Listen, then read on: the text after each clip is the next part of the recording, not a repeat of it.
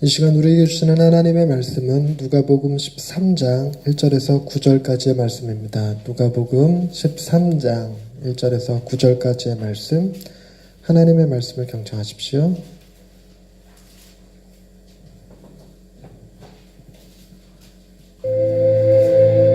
제13장. 그때 마침 두어 사람이 와서 빌라도가 어떤 갈릴리 사람들의 피를 그들의 제물에 섞은 일로 예수께 아뢰니, 너희는 이 갈릴리 사람들이 이같이 해받음으로 다른 모든 갈릴리 사람보다 죄가 더 있는 줄 아느냐? 너희에게 이르노니 아니라. 너희도 만일 회개하지 아니하면 다 이와 같이 망하리라.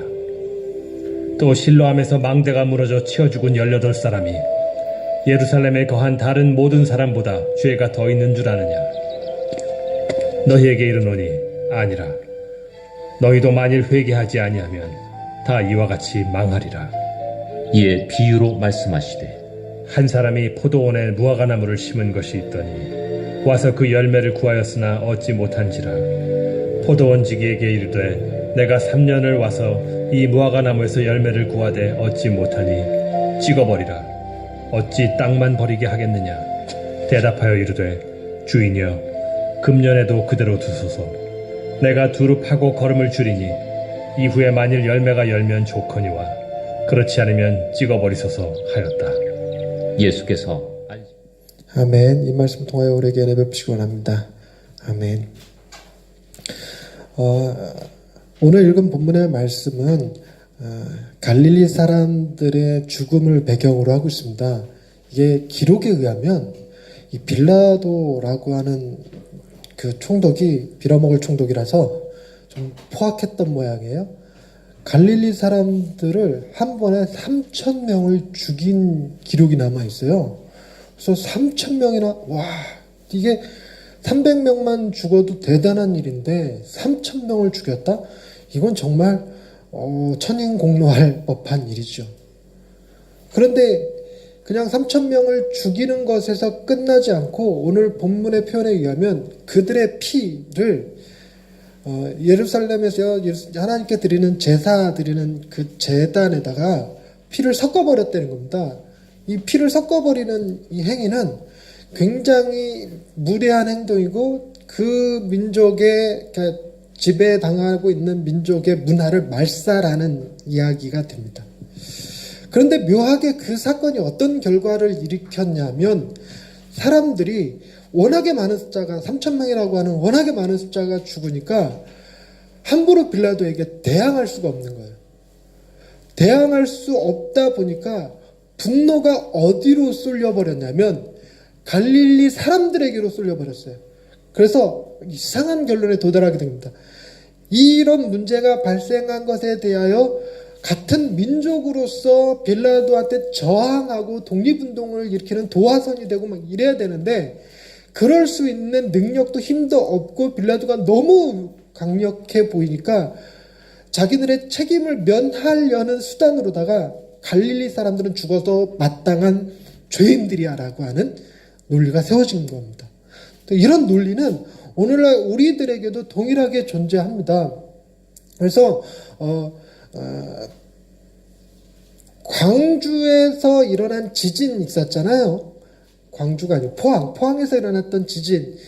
저는 우리나라가 지진이 일어날 수 없는 그 지진하고 전혀 관계없는 땅이라고 생각을 했었어요. 애들한테도 그렇게 얘기했었는데 포항에서 지진이 난 것 때문에 제가 한 말이 다 헛소리가 되고 말았는데 어찌됐건 우리도 이젠 지진이 날 수 있는 나라가 되었구나라는 생각을 가졌는데 최근에 발표되는 뉴스들을 보니까 거기에 열병합 발전소인가 그것이 세워져서 지하 5km 깊이까지 파갖고 물을 저장한 것 때문에 지진이 난 거라고 얘기를 하더라고요. 결국은 인재였다는 얘기를 하는 거예요. 인재라는 얘기를 했으면 이제 문제는 그 인재의 책임을 누군가가 져야 될 거 아닙니까? 그 책임을 질 대상이 없으니까 그 비난이 화살이 정부에게로 쏠렸어요. 그래서 현 정부를 비난하는 투가 됐어요. 그런데 더 정확하게 하자면 현 정부가 아니라 과거 정부들의 실수가 되겠는데 어찌됐건 이런 일이 지진이 난 것도 지난 정부인데 그 원인이 밝혀진 게 이번 정부에서 밝혀졌다고 해서 이번 정부가 잘못인 것 마냥 이렇게 되는 이유가 사람들이 그러면 그 책임 소재를 누군가는 가져야 되기 때문에 그 책임 소재를 이미 없어져 버린 정부에다가 얘기해봐야 뭘 못 받냐면 보상을 받지 못합니다. 보상을 받지 못하니까 지금 현 정부에라도 책임을 전가하는 수밖에 없죠. 이처럼 사람들의 마음은 늘 언제나 누군가에게 책임을 전가해야 마음이 편한 사람들입니다. 기아로 굶어 죽어가는 아프리카 사람들을 보면 그 사람들을 도와야 되는데 도울 여력이 안 될 때 하는 표현이 뭐냐면 그들이 게을러서 가난한 거야 라는 표현을 쓰기가 쉬워요. 우리나라에서도 마찬가지로 노숙자들을 돕는 사역을 벌이다가 그게 한계에 부딪히면 하는 소리가 뭐냐면 우리의 능력이 부족하다라는 표현을 쓰기보다 노숙자들은 저렇게 살아도 마땅한 존재들이야 라고 여기는 책임을 그들에게 돌리는 성향들이 있다는 거죠. 그런 성향을 고스란히 가지고 있었습니다. 그래서 예수님한테 와갖고 그 얘기를 한 거예요. 갈릴리 사람들이 빌라도에게 해를 당하고 그들의 피가 제단에 섞여졌으니까 이거는 필시 뭐냐면 하나님께서 빌라도라고 하는 사람을 써서 갈릴리 사람들을 징계하신 심판 아니냐라고 생각하게 된 겁니다. 결국은 뭐냐면 분노해야 될 빌라도를 책망해야 되는데 빌라도를 도리어 하나님이 사용하시는 도구로 변화시켜버리고 갈릴리 사람들은 그래도 싼 것처럼 지금 누구한테 그 얘기를 하면 갈릴리 출신 예수님한테 그 얘기를 하고 이거 잘못 짚었죠. 갈릴리 출신 예수님한테 얘기했대요. 그런데 예수님이 이것에 대하여 반박하시는 걸 보면 보세요. 2절 말씀 보십시다. 대답하여 이르시되 너희는 이 갈릴리 사람들이 이같이 해 받음으로 다른 모든 갈릴리 사람보다 죄가 더 있는 줄 아느냐라고 물어봐요. 그러니까 죄가 사람들은 뭐라고 생각했냐면 죄가 더 있다라고 생각을 했어요. 죄가 더 있다라고 얘기하는 건 상대적으로 나는 죄가 어떻게 있다? 덜 있다. 혹은 나는 죄가 없다라는 생각을 가지는데 예수님은 그걸 깨셨어요. 깨는 방식이 니들은 죄가 없고 저들은 죄가 있다고 생각하느냐?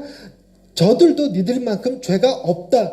저들도 니들만큼 정직한 사람들이고 깨끗한 사람들이고 저들도 열정이 있는 사람이고 저들도 뭐 가족 있는 사람이고 이런 식으로 저들을 변호하시는 게 아니라 희한하게 예수님은 저들을 변호하시는 게 아니라 저들만큼이나 니들도 죄인이다라고 오히려 부정적인 죄를 더 부각을 시켜버렸어요. 그랬는데 단순히 예수님께서 갈릴리 사람들이 해받은 사건으로 인해서 갈릴리 사람 아닌 다른 사람들도 다 죄인이다로 끝나버리는 게 아니라 한술 더 떠서 무슨 얘기도 하시냐면 4절 말씀 또 실로암에서 망대가 무너져 치어 죽은 18사람이 예루살렘에 거한 다른 모든 사람보다 죄가 더 있는 줄 아느냐라고 하는 또 다른 사건을 하나 더 끌고 들어오셨어요. 또 다른 사람 하나를 끌고 들어왔는데 이 사건은 어디서 일어났냐면 예루살렘이라고 하는 동네에서 일어났습니다. 예루살렘 동네에 실로암이라고 하는 데가 있었는데 실로암은 우리가 잘 알듯이 맹인이 눈 씻어서 고침받았다는 그 연못 같은 곳이에요. 인공 저수지 같은 곳인데 그곳에서 망대를 세우다가 무너져서 몇 사람이 죽은 모양입니다. 그랬는데 예수님이 그 사건을 끄집어 와서 뭐라고 그러냐면 갈릴리 사람들에 대해서 가지는 예루살렘 사람들의 우월의식이라는 게 있었어요. 우월의식. 요즘 우리나라도 그런 게 있죠. 서울 사람들은 우리를 보고 비교적 상대적 우월감을 갖습니다. 상대적 우월감을 갖는데 그 상대적 우월감이 이렇게 점점 퍼져서 어떤 결과도냐. 김포 사는 사람한테 어디 사냐고 물어보면 다 뭐라고 대답하냐면 서울 산다고 얘기를 해요. 김포 신대. 광명 신대도 불구하고 서울 산다고 그래요. 안양 신대도 불구하고 서울 산다고 그래요. 과천 시인데도 서울 산다고 그래요. 이런 서울 프리미엄을 갖고 싶은 거예요. 그래서 서울 프리미엄은 상대적으로 지방에 있는 사람들을 열등하다고 여기는 이상한 논리 같은 것이 있습니다. 예를 들자면 서울에 소재한 대학은 지방에 소재한 훌륭한 대학보다 더 훌륭하다고 느끼는 이상한 논리가 있죠. 그래서 지방을 지잡대라고 합니다. 지방 잡대라고 표현하는 그런 상대적 우월감을 가지고 있는데 예수님이 바로 뭔 지점을 공격하냐면 바로 그 지점을 공격한 거예요. 아니다. 예루살렘에서도 실로암 망대가 무너져서 사람 죽었잖냐. 그러니 니들 생각처럼 갈릴리 사람들보다 예루살렘 사람들이 더 경건하다거나 더 훌륭하다거나 하지 않다. 그런 사건은 어디에나 있을 수 있다라는 얘기입니다.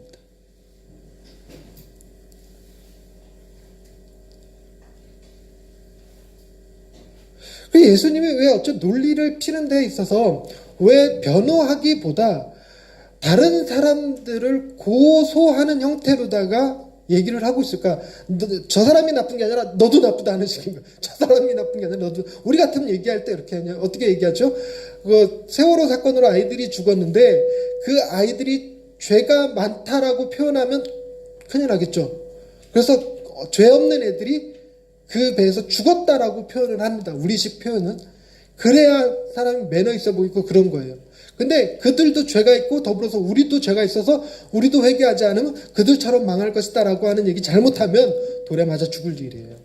정말 비난받을 일이죠. 어떤 기자가 기사를 그런 식으로 썼다. 예수님과 같은 논조로다가 썼다 그러면 문매를 맞을 거야. 뭐 댓글, 기자 저거 고소해야 된다. 하우링이 좀 심한데 여기서 어떻게 할 수 있는지 아니라 계속 떼고 있는데도 그러네. 저기에서 볼륨을 조절해주는. 예, 그런데 지금 녹화 중이라서 이게 이런 내용이 들어가고 있어. 1분 마이크 살짝 내려주면 좋겠네. 하우링 조절하고 계속 이어서 설교하십시다. 할렐루야. 하나님. 예, 됐습니다. 됐죠? 하우링 많이 죽은 것 같은데. 좀 더 내려보세요. 네. 하나, 둘, 셋. 하우링 잡고 있습니다. 하나, 둘, 셋. 네, 괜찮습니다. 조금 있어요? 저 자세하게 미세하게 잡는 건 이따 내가 잡을게요. 지금 시간에 잡을 건 아닐 것 같고 위에 그 조절하는 게 있어서 그걸 조절해야 될 것 같은데. 예. 내가 어디까지 얘기했는지 도와줄래? 너 뒤에 앉고 싶지 않니? 자꾸 나한테 걸리죠? 나한테 자꾸 질문 받으니까. 네. 이 정도면 괜찮은 것 같아요. 예수님의 논조가 다소 현대인들이 받아들이기 어려운 논조를 가지고 있습니다. 그런데 기독교의 기본 정신이 바로 이와 같습니다. 모든 사람은 다 죄인입니다. 모든 사람은 다 죄인입니다. 그래서 죄를 뭐라고 정의한다고요? 죄란 뭐다? 우리가 행한, 사람이 행한 모든 것이 다 죄다. 그러니까 사람이 존재한다는 것 자체가 뭐다? 죄인이다라는 것을 의미합니다. 우리는 그냥 죄인입니다. 그런데 죄라는 것이 많고 적음의 문제는 전혀 아니에요. 죄라는 것이 존재하기만 하면 반드시 죄의 결과는 사망이고 하나님의 심판을 받아 지옥에 떨어질 수밖에 없는 겁니다. 죄가 많다 적다의 문제가 아니에요. 지옥이 12지옥이 있어서 죄를 조금 지은 사람이 들어갈 곳, 죄를 많이 지은 사람이 들어갈 곳이 존재하는 게 아닙니다. 그렇기 때문에 죄는 있다는 것 자체가 문제가 되는 거죠. 그래서 우리의 모든 사람이 다 죄인이라는 의식을 갖는 것이 굉장히 중요합니다. 오늘날에도 백인이 흑인들을 바라볼 때 상대적 우월감을 갖는 것이 잘못된 거예요. 우리가 다른 사람을 죄인이라 지칭하면 나 역시 그런 죄인임을 인정해야 된다는 것입니다. 여기에서 비롯된 기독교의 정신이 하나가 겸손이에요. 우린 지극히 겸손할 수 있는 게 다른 사람을 비난할 거리가 없어. 왜냐하면 나도 뭐이기 때문에 죄인이기 때문에 예수님의 논조를 그대로 받아들이면 봐라 저들이 죽는 것처럼 저들이 박해를 받는 것처럼 아프리 사람들이 고통당하는 것처럼 우리도 그렇게 당해야 되는데 우리는 은혜를 받아서 이 정도 살고 있다라는 고백을 하는 것이 우리가 잘나서 저들보다 편안하게 살고 있다라고 생각해서는 안 된다라는 것입니다. 이것이 기독교인들이 가지는 기본 정신이에요. 그런데 놀라운 것은 예수님이 이 사건에 대해서 결론처럼 제시하는 게 뭐냐면 너희도 만일 회개하지 아니하면 이와 같이 망한다라는 겁니다. 너희도 회개하지 않으면 이와 같이 망한다. 달리 얘기하면 사람들은 갈릴리 사람들이 죽은 사건과 실로암 망대에서 죽은 사람들을 그들의 죄값으로 그들의 죄인이라서 그런 일이 벌어진 것처럼 그들을 향해서 비난하는 형태의 논조를 펼쳤다면 예수님은 뭐라면 그들의 일어난 사건이 너희들을 향한 선구자 역할을 했다. 그러니까 너희들도 그와 같이 망할 수밖에 없는 존재인데 망하지 않으려면 회개해야 된다라고 얘기를 하고 있습니다. 그들의 죽음이 헛되지 않도록 만들어주시는 주님의 논법입니다.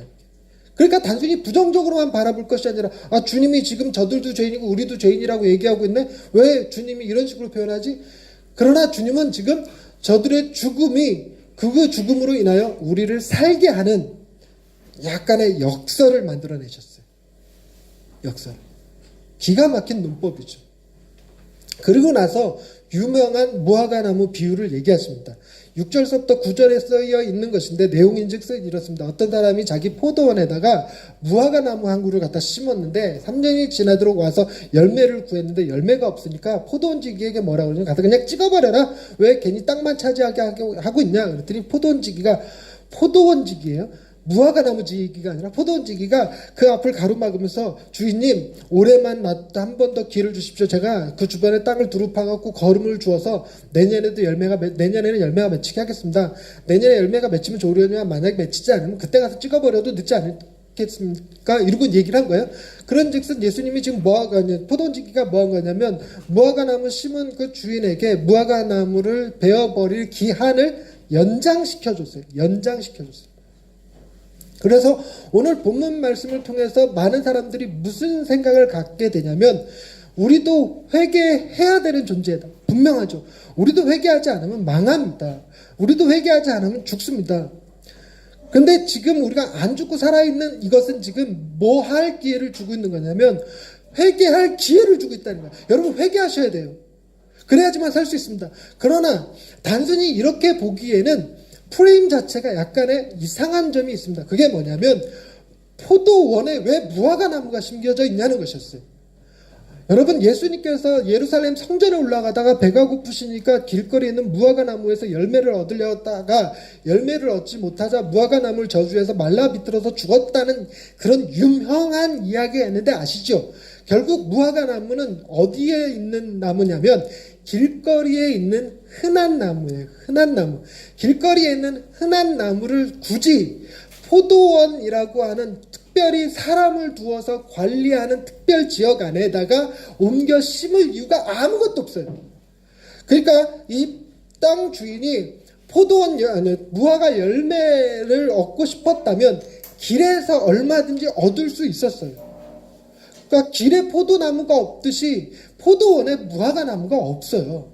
그리고 학자들의 얘기에 의하면 무화과나무와 포도나무는 같은 땅에 심지 않는 것이 좋대요. 이게 땅의 형질을 변화시켜서 안 좋다네요. 어찌됐건 이게 설예가 존재하지 않습니다. 즉 어떤 포도원 주인이 약간 골 때리는 주인이 하나 있어서 자기 포도원에다 무화과나무를 갖다 심은 사례가 있었느냐? 아예 존재하지 않습니다. 그런 거는. 그런데 너무 미련한 행동이고 상식 밖의 행동이에요. 그런데 지금 그런 상식 밖의 행동을 한 것과 더불어서 포도원 지기가 자기 역할도 아니에요. 나는 포도나무 전문가지 무화과나무 전문가도 아니요. 그리고 무화과나무는 길거리에서도 얼마든지 얻을 수 있는 건데 걔네들이 관리받아서 열매를 맺는 게 아니란 말이에요. 즉 길거리에 누군가가 가서 거름을 주고 땅을 파고 두루 거름을 줬기 때문에 열매를 맺는 나무들이 아닌 겁니다. 그런데다가 예수님께서 열매를 얻지 못하자 저주해서 죽은 나무가 있듯이 무슨 얘기냐면 열매를 맺지 못하는 무화과 나무는 그냥 아무 쓸모없는 나무에 불과해요. 아무 쓸모없는 나무. 그러니까 의뢰이 당연히 아무도 관리해주지 않고 아무도 도와주지 않아도 열매를 맺히는 게 당연한 나무. 그런 나무가 무화과나무입니다. 그런데 그런 무화과나무를 왜 변호하고 있고 왜 그런 무화과나무에게 거름을 주겠다고 그러고 있고 이러고 있느냐는 것이죠. 그러니까 여기에 다른 관점이 하나 들어가 있는 겁니다. 그게 뭐냐면 중요한 것은 포도원이거나 포도나무는 이스라엘 사람들 생각에 구약에서 늘 자주 언급되었듯이 이스라엘 민족을 상징을 해요. 이스라엘 민족을 상징하지만 감람나무로 비유된 적도 있지만 무화과나무로 이스라엘 민족이 비유된 사례가 없습니다. 즉 무슨 얘기냐면 무화과나무를 언급함으로써 이스라엘 민족들이 자신들에게 하는 얘기구나라고 느끼기는 조금 어렵다는 얘기입니다. 그러니까 차라리 뭐라는 생각이 되냐면 포도원이라고 하는 그 안에 너무나 이질적인 나무 하나가 들어와 있는 거예요. 이질적인 나무 하나. 근데 이게 지금 누가복음에만 나오는 얘기예요. 이 무화과나무 비유 얘기는 이 누가복음에 나오는데 누가복음의 수신자가 누구냐면 데오빌로라고 하는 이방인 그 고위 관리예요. 이방인 고위 관리. 그러니까 무슨 느낌을 갖게 되냐면 포도원 안에 들어와 있는 무화과나무는 이방인을 상징하는 나무일 가능성이 커요. 즉 예수님이 예루살렘에 있는 사람들만을 위한 것이 아니라 그분 출신이 갈릴리 출신이기 때문에 갈릴리 사람들도 위하지만 더 나아가서 누가의 주장은 뭐냐면 예수님은 누구도 사랑하시는 분이냐면 이 이스라엘을 지배하고 억압하는 빌라도 같은 사람도 사랑한다는 거예요.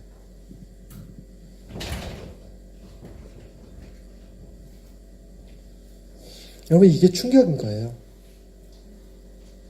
빌라도가 3,000명의 갈릴리 사람들을 죽였어요. 얼마나 잔인하고 얼마나 혹독한지 아무도 그에게 대항하거나 그의 잘못을 언급할 생각조차 못합니다. 오히려 갈릴리 사람들을 그렇게 죽을 만한 죄인인 것처럼 여겨버렸죠. 그리고 그 빌라도는 나중에 예수님의 십자가에 못 박아 죽여버릴 존재예요. 달리 얘기하자면 포도원 안에 무화과 나무가 심겨져 있는데 이 무화과 나무가 열매를 맺지 않으므로 포도원 주인이 포도원 지기에게 징계하는 것과 같은 느낌을 갖는 겁니다. 단순히 무화과를 베어버리지 못하게 하기 위해서. 여러분 이런 일은 우리가 겪는다면 너무 억울할 것 같아요. 내가 관리하는 이곳에 내가 알지 못하는, 내가 관리할 필요가 없는 이상한 거 하나 들어와 있고 이것이 특정한 결과를 얻지 못한다고 해서 그 책임을 내가 지는 일? 미쳐서 내가 그 책임을 지게? 그런데 이런 말도 안 되는 일을 예수님이 행하셨다라는 것입니다. 자, 이 두 이야기는 따로 존재하는 이야기가 아니라 앞에 나오는 이야기와 뒤에 이 무화과 비유 이야기는 같이 묶어서 생각해야 돼요. 같이 묶어서. 달리 얘기해 봅시다. 앞에 갈릴리 사람들의 사건과 실로암 망대 사건으로 인하여 주님이 내리신 결론이 뭐였냐면 회개하지 않으면 다 이와 같이 망한다는 거예요. 결국은 회개해야 돼. 회개. 그런데 아무리 선지자들이 오고 제사장들이 오고 그들이 회개하셔야 됩니다. 회개하셔야 됩니다. 외친다 하더라도 세례 요한같이 여자가 난 이들 중에 가장 큰 자가 와서 회개해야 된다고 얘기를 해도 더 억지 주장을 하자면 부자와 거지 나사로의 비유처럼 죽어서 천국에 가 있는 거지 나사로를 지옥에 있는 부자가 그 거지 나사로를 다시 부활시켜서 내 형제들한테 가서 그들에게 이 지옥과 천국이 있음을 얘기해줘서 내 형제들이 지옥에 오지 않도록 얘기 좀 해주세요. 죽었다가 살아난 자가 얘기하면 믿을 거예요 라고 얘기를 하지만 여러분 그래도 안 믿어요. 여러분은 신앙을 갖게 되신 것이 주변에 정말 너무너무 훌륭한 인격을 가지신 분이 예수 믿어야 된다라고 말해서 회개해야 된다고 말해서 회개를 했을까요? 교회를 다녔을까요? 여러분들 중에 주변에 누군가가 죽었다가 살아나갖고 그가 천국에 대한 간증 이야기를 해준 것 때문에 아 그렇구나 천국이 있구나 그래 나도 예수 믿어야 되겠구나 라고 해서 예수를 믿게 되나요? 그걸로 인해서 회개하게 되나요? 아니에요. 여러분 놀랍게도 교회 오는 사람들이 대다수 많은 사람들이 덜어는 복에 기대서 오는 경향이 있어요. 무슨 얘기냐면 교회 나가면 예수 믿으면 복 받는데 교회 다니기 시작한 어느 집사님이 애들이 잘 풀렸고 남편의 사업이 잘 풀렸고 얼굴 표정이 밝아졌고 그러니까 교회 나가면 저런 복을 받을 수 있어 라고 하는 것이 많은 사람들로 알고 교회로 문을 들어오게 했는데 그럼 그들이 교회 들어와서 교회는 다니지만 회개는 했을까? 그렇지 않아요. 회개는 또 다른 문제예요. 여러분 우리가 미국으로 이민을 가거나 유럽으로 이민을 갔을 때 가장 먼저 찾게 되는 게 한인교회입니다. 한인교회 갈 때 한인교회 가서 얻는 유익이 있어요. 그러니까 언어도 좀 소통이 되고 한국 음식도 같이 나눠서 먹을 수 있고 그리고 그 지역에 정착해서 살아가는 노하우 혹은 비법들을 전수받을 수가 있어요.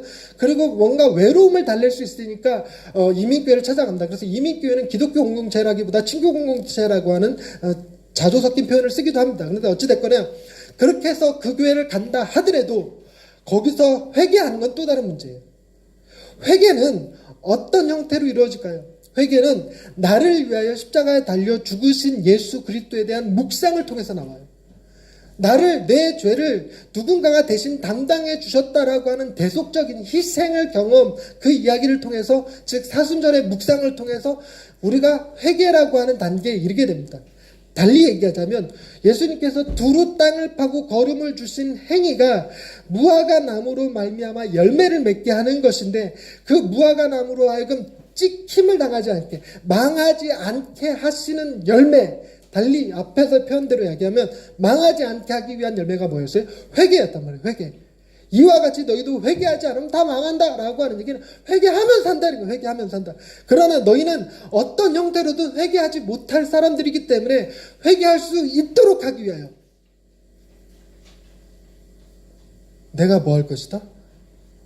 땅을 두루 파고 거름을 주는 행위, 즉 십자가에 자신을 내어주시는 행위.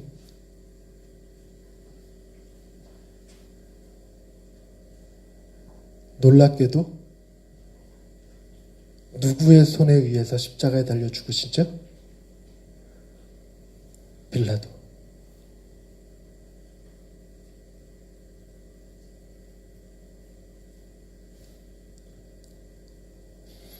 빌라도에게 죽임을 당한 갈릴리 사람들에 대한 평가가 빌라도 손에 죽은 예수에 대한 평가와 동일하지 않게 만들어버리죠.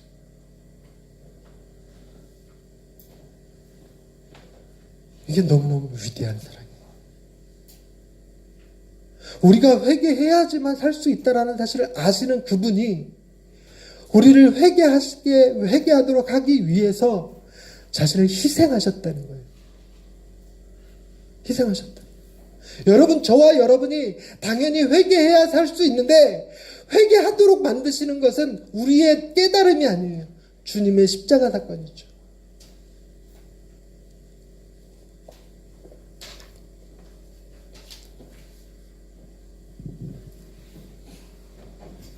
이제 결론에 들어갑니다. 여러분, 주님께서 십자가에 달려 죽으신 사건은 회개하도록 하시기 위함인 건 맞습니다. 그런데 더 엄밀하게 얘기하면 회개하지 않으면 뭐 하리라? 망하리라. 주님이 감당하신 건 회개가 아니라 회개하지 않는 자들이 받아야 될 그 망함을 주님이 받으신 거예요. 열매 맺지 못하는 무화과 나무가 찍혀야 되는데 그 찍힘을 누가 당했냐면 포도원지기이신 예수님이 당하셨어요. 제 말을 오해 없이 들으시기 바랍니다. 주께서 당하신 심판은 회개하지 않는 사람들은 받을까요? 안 받을까요? 다시 표현해 봅시다. 반대로 표현해 봅시다.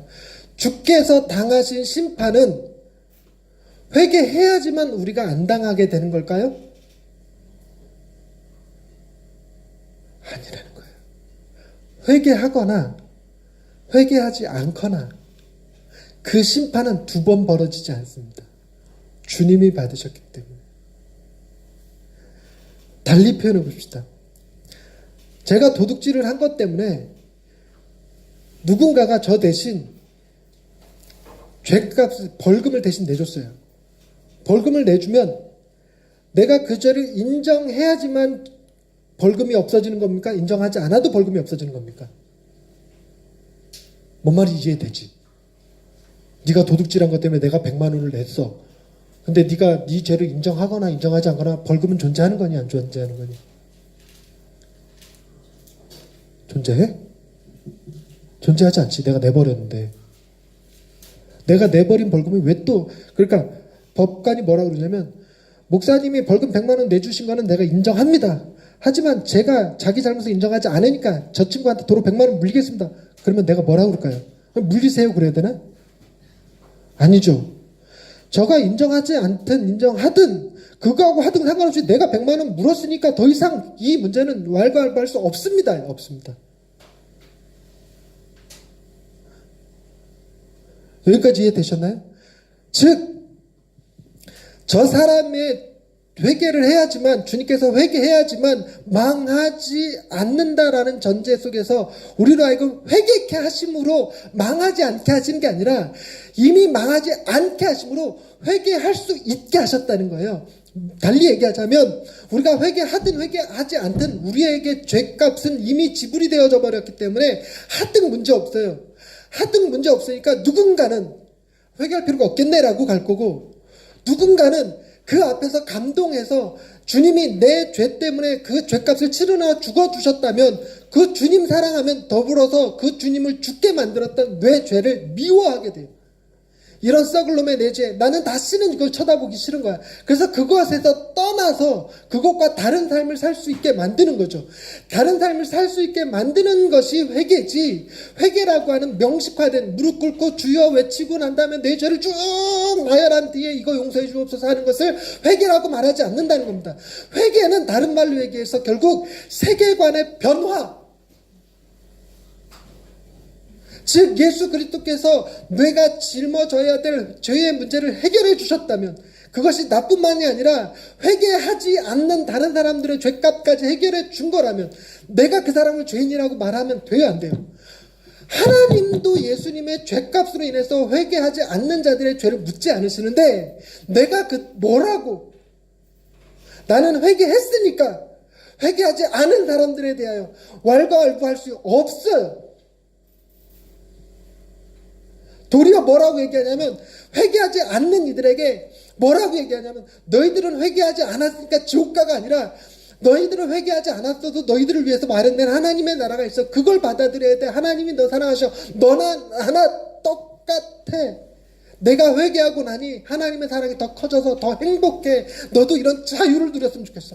이렇게 갈 수는 있어요. 그러니까 교만하지 않고 도리어 담대할 수 있는 것, 교만하지 않으면서 담대하고, 교만하지 않으면서 겸손하면서 담대할 수 있는 것, 다른 사람들에 대해서 이기심을 품지 않을 수 있는 것, 그게 바로 예수 그리스도의 십자가 사건이에요. 주께서 당하신 심판 덕분에 우리가 다른 사람들보다 잘났다라고 말할 수 없고, 다른 사람들로 하여금 나보다 못났다라고 얘기할 수 없다라는 겁니다. 그것이 단순히 갈릴리 예루살렘의 차이의 문제가 아니라 포도원 안에 심겨진 무화과 나무처럼 빌라도를 향해서도 그렇게 얘기하지 할 수 없다는 겁니다.